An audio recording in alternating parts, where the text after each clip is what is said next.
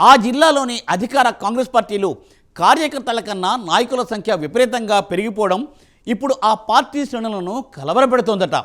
ఇటీవలే ఆ పార్టీలో చేరుతున్న నేతలంతా రాజకీయ దిగ్గజాలే కావటం ఈ చర్చకు ప్రధాన కారణమవుతోందట.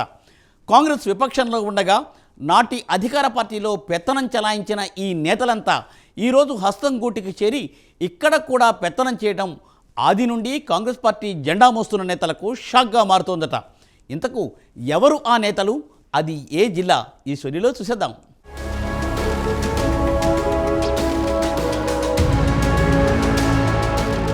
తెలంగాణలో కాంగ్రెస్ పార్టీ అధికారంలోకి రాగానే ఉమ్మడి ఆదిలాబాద్ జిల్లాలో అప్పటి వరకు బీఆర్ఎస్లో ఉన్న ఈ నేతలంతా కాంగ్రెస్ తీర్థం పుచ్చేసుకున్నారు. అంతటితో ఆగకుండా తమ సీనియారిటీ చూపిస్తూ పదవులను ఎగరేసుకుపోయేందుకు యత్నాలు చేయడం ప్రస్తుతం జిల్లా కాంగ్రెస్ నేతల్లో హాట్ టాపిక్గా మారుతోంది. గతంలో బీఆర్ఎస్ ప్రభుత్వంలో మంత్రిగా కొనసాగిన అల్లోల ఇంద్రకరణ్ రెడ్డి, తెలంగాణ ప్రభుత్వ ఢిల్లీ అధికార ప్రతినిధిగా ఐడీసీ చైర్మన్గా వ్యవహరించిన మాజీ కేంద్ర మంత్రి వేణుగోపాలాచారితో పాటు మరికొంతమంది నేతలు కాంగ్రెస్లో చేరారు. ఉమ్మడి ఆదిలాబాద్ జిల్లా 4 జిల్లాలుగా విడిపోవడంతో ఆయా జిల్లాల డీసీసీ అధ్యక్షులే బీఆర్ఎస్ దూకుడును తట్టుకుంటూ కష్టకాలంలో కాంగ్రెస్ పార్టీని ముందుకు తీసుకుపోయారు. అంతేగాక ఆర్థికపరమైన ఒడిదుడుకులను ఎదుర్కొంటూనే గత ఎన్నికల్లో ఆ పార్టీ తరపున అభ్యర్థులుగా బరిలో నిలిచారు. ఉమ్మడి ఆదిలాబాద్ పరిధిలో 10 సీట్లలో 4 చోట్ల కాంగ్రెస్, 4 చోట్ల బీజేపీ, 2 చోట్ల బీఆర్ఎస్ గెలుపొందాయి. అయితే ఈ ఎన్నికల్లో ఓడిన 6 కాంగ్రెస్ అభ్యర్థులు నేటికీ కార్యకర్తలకు అందుబాటులో ఉంటూ పార్టీని నిలబెడుతూ వస్తున్నారు. అలాగే బీఆర్ఎస్ నేతలను పార్టీలో చేర్పిస్తూ పార్టీని బలోపేతం చేస్తున్నారు.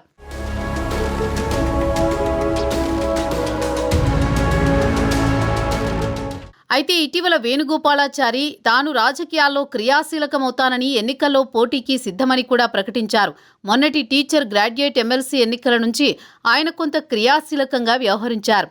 అయితే వేణుగోపాలాచారి చేసిన ప్రకటనపై డీసీసీ అధ్యక్షులు శ్రీహరిరావు స్పందించకుండా మౌనంగా తన పని తాను చేసుకుపోతున్నారు. అలాగే శ్రీహరిరావుతో పాటు మాజీ మంత్రి ఇంద్రకరణ్ రెడ్డి, పలువురు ఇతర సీనియర్ నాయకులు సైతం చారి ప్రకటనపై ఎలాంటి కామెంట్స్ చేయలేదు. టీడీపీ హయాంలో రాష్ట్ర మంత్రిగా, కేంద్ర మంత్రిగా చక్రం తిప్పిన వేణుగోపాలాచారి అపర రాజకీయ చాణక్యునిగా పేరుగటించారు.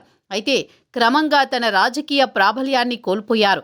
తర్వాత బీఆర్ఎస్ హయాంలో ఢిల్లీలో రాష్ట్ర అధికార ప్రతినిధిగా నియమించినా ఆ తర్వాత ఆయనపై పెద్దగా పార్టీ దృష్టి సారించలేదు. తర్వాతి రోజుల్లో ఐడీసీ కార్పొరేషన్ చైర్మన్ పదవితోనే గులాబీ బాస్ సరిపెట్టడంతో ఆయన ప్రత్యక్ష రాజకీయాలకు దూరమయ్యారు. తర్వాత కాంగ్రెస్ గెలిచాక పార్టీ కండువా కప్పుకున్న డీసీసీ చీఫ్ శ్రీహరిరావు మినహా ద్వితీయ శ్రేణి నేతలు, కార్యకర్తలు చారిని ఓన్ చేసుకోలేకపోయారు.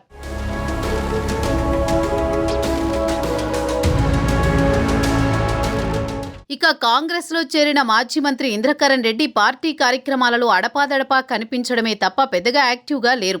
నిజానికి ఇంద్రకరణ్ రెడ్డి కాంగ్రెస్ పార్టీలో చేరడం కుదరదంటూ శ్రీహరిరావు గట్టిగా అడ్డుకున్నారు. అయితే పీసీసీ పెద్దలు జోక్యం చేసుకుని శ్రీహరిరావును సమాధానపరిచారు. అయినా వారిద్దరి మధ్య నేటికీ సఖ్యత లేదనే టాక్ నడుస్తోంది. అయితే పార్టీలో కొత్తగా చేరిన చారి, ఇంద్రకరణ్ విషయంలో డీసీసీ అధ్యక్షులు శ్రీహరిరావు ఎక్కడా నోరు జారకుండా పార్టీ కార్యక్రమాలను పకడ్బందీగా నిర్వహిస్తున్నారు.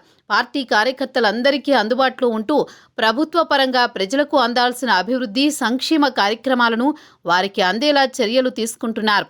రాష్ట్ర స్థాయిలో కాంగ్రెస్ అధికారంలో ఉన్నప్పటికీ ఉమ్మడి ఆదిలాబాద్ జిల్లాలో మాత్రం ఇంకా కాంగ్రెస్ పార్టీలో కొంత గందరగోళం నడుస్తోందని, పాత కొత్త నేతల మధ్య పూర్తిగా సఖ్యత నెలకొనలేదని, దీనిపై పీసీసీ దృష్టి సారిస్తే తప్ప ఉమ్మడి జిల్లాలో నేతల మధ్య ఐక్యతారాగం సాధ్యం కాదని సామాన్య కాంగ్రెస్ కార్యకర్తలు అభిప్రాయపడుతున్నారు.